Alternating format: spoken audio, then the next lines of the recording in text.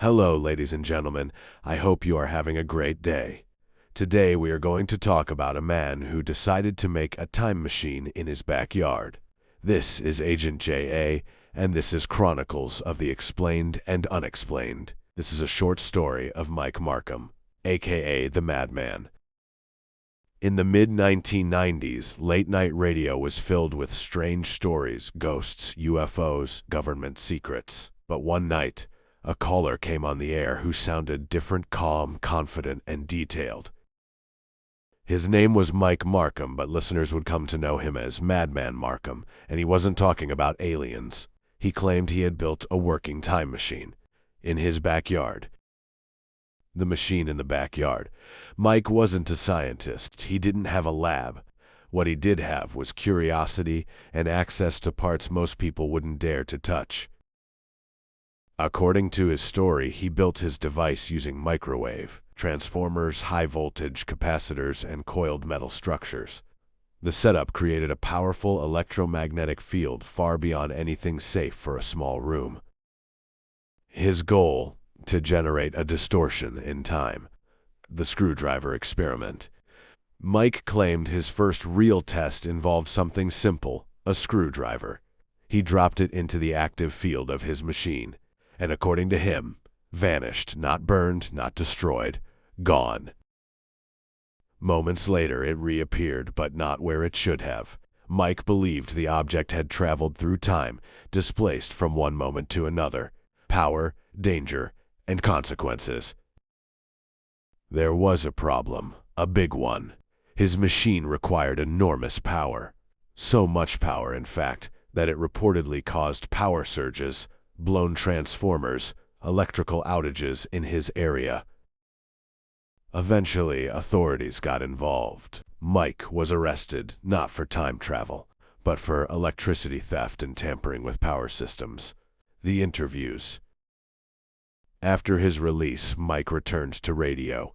Most famously, he appeared on Coast to Coast AM with Art Bell. Listeners were captivated. Mike explained his theories in detail. Time could be dotted while using electromagnetic fields. Objects could skip forward or backwards, and his machine wasn't perfect, but it worked. He didn't sound like a prankster. He sounded like someone who truly believed what he was saying. The disappearance, then suddenly he was gone. Mike stopped appearing on radio, stopped contacting anyone, vanished from public view.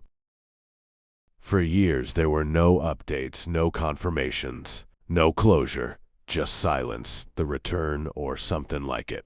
Years later, a man claiming to be Mike resurfaced. His story had changed.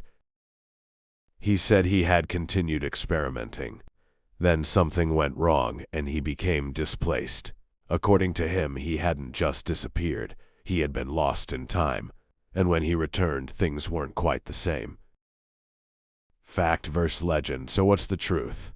Mike Marcum was a real person. He did appear at late-night radio. He did experiment with high-voltage electronics. But there is no scientific evidence he created a time machine, and his claims have never been verified. Much of the story comes from his own accounts. Most experts view it as a mix of experimentation, misinterpretation, and possibly exaggeration. Final thought. Stories like Mike Marcum sit in a strange place between science and imagination, between possibility and myth, because even if his machine didn't work, the idea behind it still lingers. What if time isn't as fixed as we think? Mike Madman Marcum may not have proven time travel, but he did something just as powerful.